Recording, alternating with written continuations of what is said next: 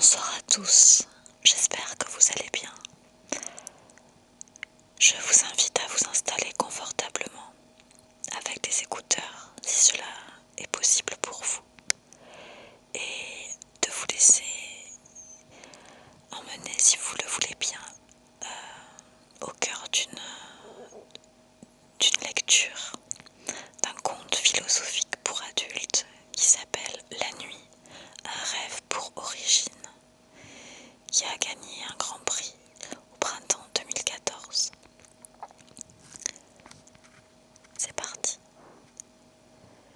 La lune avait autrefois un rêve. Elle souhaitait plus que tout faire chavirer le cœur d'un homme dont elle seule se savait éperdument amoureuse. Mais la lune, malheureuse d'être si loin de son amour qui résidait sur terre, ne savait comment faire pour attirer son attention. Elle convoqua l'astre, grand maître de la magie stellaire.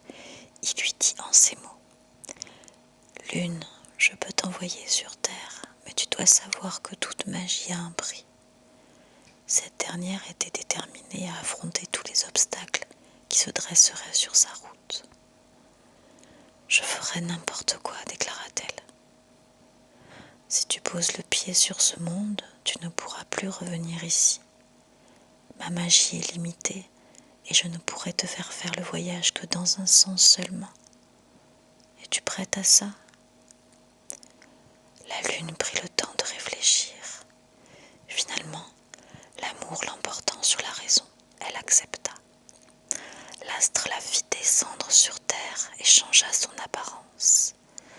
Sa beauté n'avait d'égal que son ancien éclat lunaire.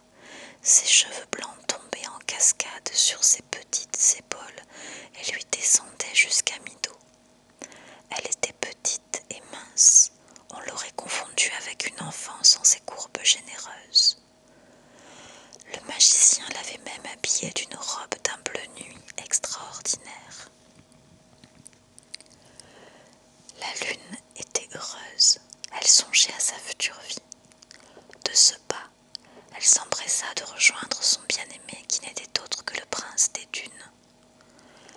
Le hasard faisant bien les choses, elle l'aperçut ce même soir, assis sur une dune de sable. La nuit était noire comme le désespoir, mais elle le reconnut. Tout en s'approchant, elle entendit comme des reniflements. Était-il en train de pleurer ? « Pourquoi pleurez-vous, monseigneur ?» s'enquit la lune, affligée de le voir dans un tel état. « Madame, elle a disparu. Jamais plus elle n'éclairera mes nuits. » « Mais enfin, de quoi parlez-vous ? » ?»« La lune, chaque soir je la contemple et je lui parle. Ce soir elle n'est plus et mon cœur est perdu. » Quelle chance pour la lune ! C'était le moment de dire à ce prince qu'elle n'était pas très loin, mais juste là, à côté de lui, elle allait pouvoir lui réchauffer le cœur. « Oh monseigneur, c'est moi. Oui, c'est moi, la lune. » Entre deux larmes, le prince la regarda attentivement. Elle était une belle jeune femme, mais sa beauté n'était rien comparée à celle de la lune qui avait volé son cœur. « Pardonnez-moi, jeune dame, mais nul ne saurait remplacer ma belle. Mais puisque je vous dis que je suis celle que vous pleurez, assez, n'avez-vous pas honte de faire souffrir un homme déjà brisé ?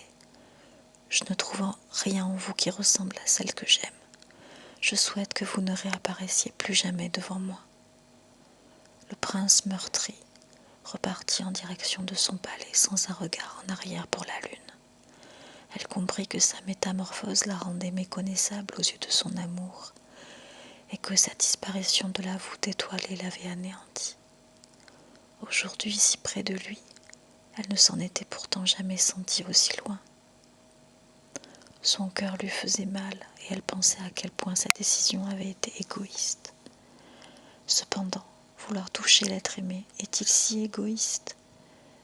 C'est avec cette question en tête que la lune resta assise sur la plus haute dune du royaume.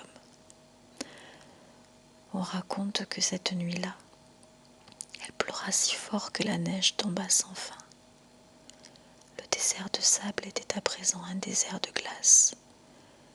La lune était désormais perchée sur une dune d'une hauteur impressionnante.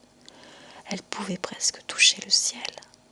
Ce monde qui lui manquait tant, son monde. Ses sœurs étoiles, attristées par son sort, se mirent d'accord. Puisque l'astre ne pouvait la ramener, elles décidèrent de toutes se casser une branche. Ces milliers de bouts d'étoiles furent assemblés par le soleil qui appréciait également la lune. Il les fit fondre légèrement et en forma une corde longue de plusieurs centaines de mètres, d'une solidité à toute épreuve. La lune, dans un moment de solitude extrême, vit tomber sur sa dune une corde d'une brillance intense. Elle la crut de cristal, mais sans y réfléchir plus longtemps, la saisit à deux mains et y grimpa. Le parcours était long et ses petites mains étaient en sang. La corde était tranchante à souhait, mais peu importe, elle se promit d'y arriver, même si pour cela elle devait perdre la vie. Lorsqu'elle arriva au niveau intermédiaire, un espace ne faisant partie ni de la terre ni du ciel Elle retrouva sa forme originelle, à l'exception près que ses deux mains abîmées avaient laissé place à des cratères sur sa surface lisse. Le vent s'invita à l'événement et souffla fort, très fort, pour détruire la corde et par conséquent le passage entre les deux mondes. On raconte que la lune ne brilla jamais tant depuis. Les étoiles étaient devenues plus que des sœurs pour elle, et leur scintillement devint irrégulier, ce qui donnait encore plus de charme au ciel. Le prince retrouva sa belle et l'aima encore plus. Il lui parlait toutes les nuits et craignait qu'elle reparte un jour. La lune l'aimait de là-haut et ne changerait ça pour rien au monde. La corde se dissipa en un nuage de poussière et on aime à croire qu'aujourd'hui, au fin fond des dunes de sable, se trouvent les grains de poussière d'étoiles. Bonheur et amour légendaires attendent ceux qui sauront les trouver.